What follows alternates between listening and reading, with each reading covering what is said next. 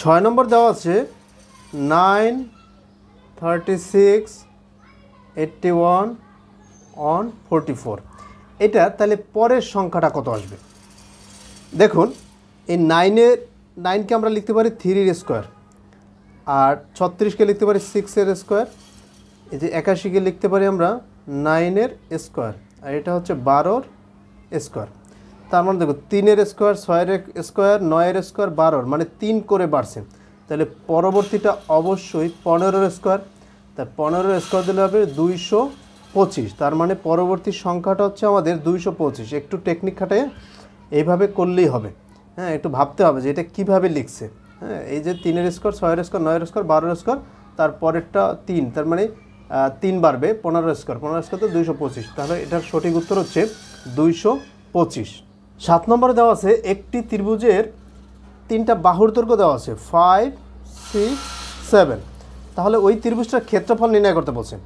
আমরা জানি একটা ত্রিভুজের 3টা বাহুর দৈর্ঘ্য দেওয়া থাকলে তার ক্ষেত্রফল বের করার জন্য প্রথমে আমাদের অর্ধ পরিসীমা বের করতে হবে, এস।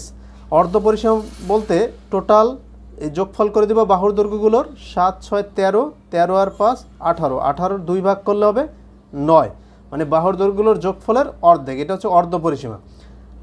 এরপরে ক্ষেত্রফলের একটা সূত্র আছে, √, এই S minus A, S minus B, S minus C. A B C হচ্ছে এই বাহুর দৈর্ঘ্যগুলো। তাহলে সরি, এখানে এস আসবে, S into S minus A, S minus B, S minus C. এখন এস মানে অর্ধ পরিসীমা, তার মানে আমরা লিখব 9। তারপর 9 থেকে এ মানে হচ্ছে এই বাহুর দৈর্ঘ্য, 9 থেকে 5 গেলে থাকবে 4, তারপর 9 থেকে 6 গেলে থাকবে 3, 9 থেকে 7 গেলে থাকবে 2।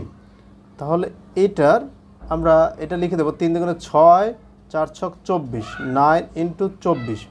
এই 9 ইন্টু 24কে ইন্টু করে যদি আমরা রুট করে দিই তাহলে এটার রেজাল্ট আসে 14.69 বর্গ মিটার। তাই এটা হচ্ছে তার ক্ষেত্রফল, সঠিক উত্তর। 8 নম্বরে 4টা ভগ্নাংশ দেওয়া আছে। এখানে লিখছে যে কোন ভগ্নাংশটি লঘিষ্ঠ আকারে, মানে ছোট আকারে। দেখুন প্রথম ভগ্নাংশটা হচ্ছে 77/143।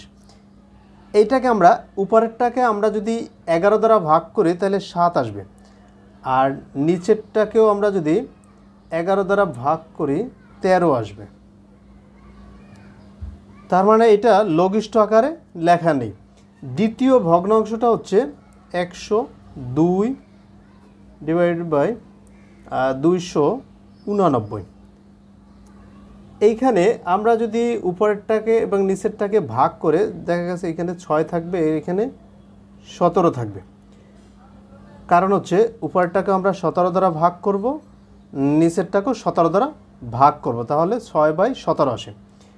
3 নম্বরে যেটা আছে সেটা হচ্ছে 113/355।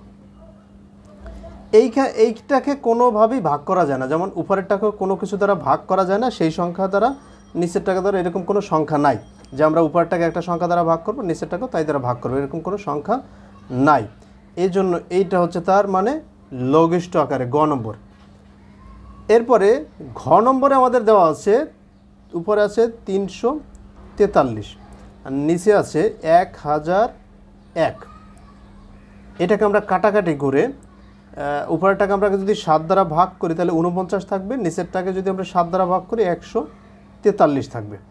তার মানে এইটা হচ্ছে লঘিষ্ঠ আকারে লেখা আছে। এটা সঠিক উত্তর হচ্ছে গ। 9 নম্বর একটা রাশি দেওয়া আছে যার উৎপাদক বিশ্লেষণ করতে বলছে। তাহলে এটা উৎপাদক বিশ্লেষণ করতে গেলে এই যে স্কোয়ার, এটার সাথে আছে 2 আর এই 15 গুণ করলে হবে 30। তাহলে আমরা লিখতে পারি 2x² প্লাস 5 ছক 30। তার মানে এইখানে 6x মাইনাস 5x, যেহেতু 30কে লেখা যায় 5 ছক 30, আবার 5 আর 6, আবার 6x থেকে 5x যদি মাইনাস করি তাহলে একটা x থাকে, মাইনাস 15। এই দুইটার ভিতর থেকে 2 কমন যায়, x কমন যায়, থাকবে x প্লাস 2 চলে গেলে থাকবে 3, আর x চলে গেলে তো থাকবে না। মাইনাস 5 যদি কমন যায় তাহলে এখানে থাকবে x মাইনাসে প্লাসে প্লাস এখানে 3। তার মানে x প্লাস 3 আর এখানে 2x মাইনাস 5। তাহলে এটা হচ্ছে তার উৎপাদক উৎপাদক বিশ্লেষণ। তাহলে একটা হচ্ছে এক্স প্লাস থ্রি আর একটা হচ্ছে 2x মাইনাস 5। আমাদের এইটার সঠিক উত্তর হচ্ছে ক। 10 নম্বর দেওয়া আছে একটি আয়তক্ষেত্রের দৈর্ঘ্য প্রস্থের 3 গুণ। এখন প্রস্থটাকে যদি আমরা x ধরি তাহলে দৈর্ঘ্যটা হচ্ছে 3 গুণ, তার মানে 3x। এটা ক্ষেত্রফল দেওয়া আছে 300। এখন প্রস্থ আমরা x ধরছি, তাহলে দৈর্ঘ্য 3 গুণ যেহেতু, তার মানে 3x হবে। Okay fine.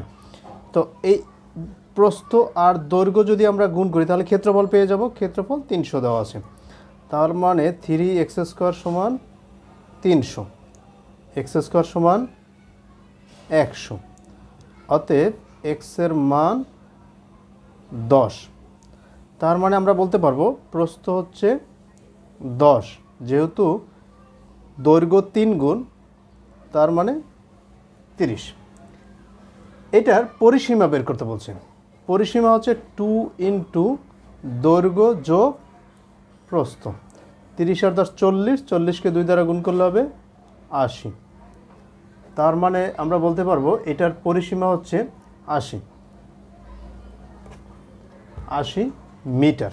তা 10 নম্বর সঠিক উত্তর হচ্ছে 80।